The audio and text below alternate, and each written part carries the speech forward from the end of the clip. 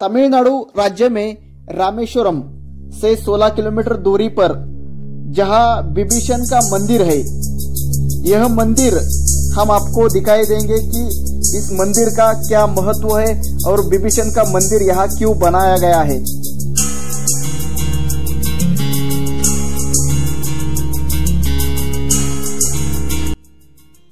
यह मंदिर 1964 के चक्रवात हुआ था। इसी से बचने वाला एकमात्र ऐतिहासिक मंदिर माना जाता है।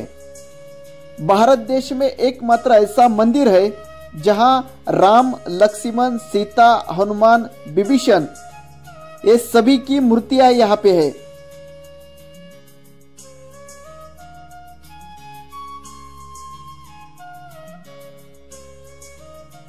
यह मंदिर समुद्र से घिरा हुआ है। इस मंदिर का निर्माण 500 से 1000 साल पहले हुआ था। माना जाता है मंदिर वही स्थान पर है जहां रावण के छोटे भाई विभीषण ने राम और उनकी वानर सेना से शरणागति मांगी थी। रावण ने सीता का अपहरण किया था।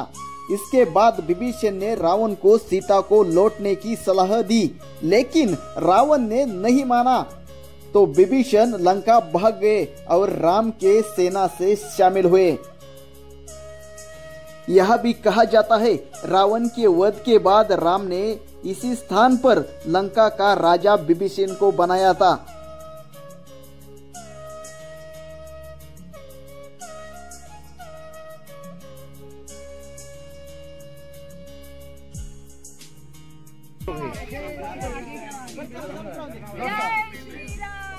जय श्री राम, जय श्री राम, जय श्री राम, जय श्री राम। ओम नमः शिवाय, हर हर हर हर हर महादेव। राम का पत्थर है, सर पर किधर लुकता नहीं, किधर जो भैया राम से पटा के देना ऐसे जोड़ना का बाद में हमरा पटा फ्लोट कर। जय श्री राम, जय श्री राम, जय श्री राम, जय श्री राम। ओम नमः शिवाय, हर हर हर हर महादेव। तिला ये पैसे दिले। जय श्री राम, जय श्री राम, जय श्री राम, जय श्री राम, जय श्री राम, जय श्री राम। जय श्री राम, जय श्री राम। ओम शिवाय, हर हर महादेव। जय श्री राम, जय श्री राम, जय श्री राम। ओम नमः शिवाय, हर हर महादेव। बंधु भगवान, बंधु भगवान। जय श्री राम।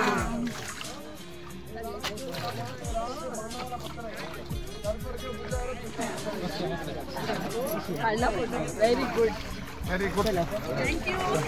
काढला का सर पर क्या पूजा है, पूजा बारे में सुगम लगे।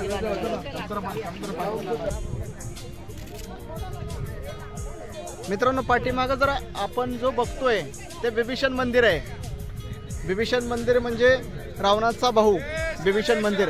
आणि इथं पाठीमागं त्या ठिकाणी जो सागरी सेतूमध्ये जो दगड टाकला होता, जो दगड पाण्यावरती तरंगत होता, तो दगड या ठिकाणी आपल्याला बघायला मिळतो। हे विभीषण मंदिर आहे या। आणि या ठिकाणून रामसेतूला सुरुवात झाली असं म्हटलं जातं की या ठिकाणी रामसेतूला सुरुवात होते। या समुद्रातून हा रामसेतू लंकेपर्यंत बनवण्यात आला होता। आणि या ठिकाणी जे एक कुवा आहे आणि त्या ठिकाणी तो दगड जो रामसेतूमधला दगड होता, तो दगड आहे तो त्या ठिकाणी जय श्रीराम नाव घेऊन तो दगड त्या पाण्यामध्ये सोडला जातो। तर तो जवळजवळ जास्त नाही म्हटलं तर कमीत कमी 20 ते 25 किलोचा तो दगड असेल वजनाचा। तो दगड पाण्यामध्ये आपोआप वर तरंगतो। या ठिकाणी आपण बघू शकता हा सागरी सेतूमध्ये वानर सेनेने ज्यावेळेस तो वापरला होता, सागरी सेतू बनवण्यासाठी जर रामाने जो दगड वापरला होता तो दगड आहे या ठिकाणी आपल्याला बघायला मिळतो। आणि पाठीमागं जर आपण बघितलं तर पाठीमागं हे जे मंदिर दिसतंय ते विभीषण मंदिर म्हणून ओळखलं जातं। विभीषण म्हणजे एक लंकेचा राजा जो रावणानंतर लंकेचा जो राजा होता तो विभीषण। आणि विभीषणाचं मंदिर या ठिकाणी आपल्याला बघायला मिळतं। सागरी सेतु किधर है सर जी? सागरी सेतु पानी के नीचे कहाँ पे? इधर किधर से चालू होता है? इधर से स्टार्टिंग पॉइंट, इधर पॉइंट स्टार्टिंग पॉइंट है. स्टार्ट पॉइंट भैया.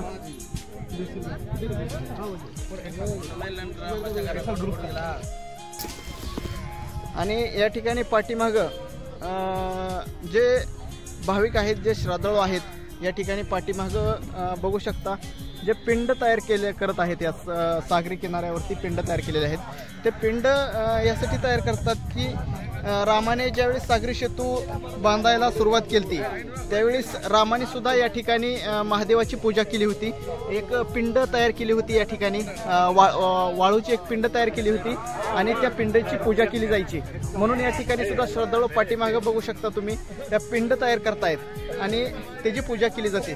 जे रामाने सुद्धा या ठिकाणी पिंड तयार करून त्याची पूजा केली जाती होती, त्याच पद्धतीनं या ठिकाणी आलेले श्रद्धाळू सुद्धा त्या ठिकाणी एक महादेवाची पिंड तयार करून पूजा करतायत. हे सुद्धा आपण या ठिकाणी दृश्य पाहिलं.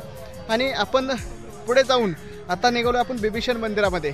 बिभीषण मंदिरामध्ये काय आहे आणि त्या बिभीषणाची त्या ठिकाणी मूर्ती आहे की मंदिर कशासाठी प्रसिद्ध आहे याची माहिती सुद्धा आपण त्या ठिकाणी जाणून घेणार आहोत.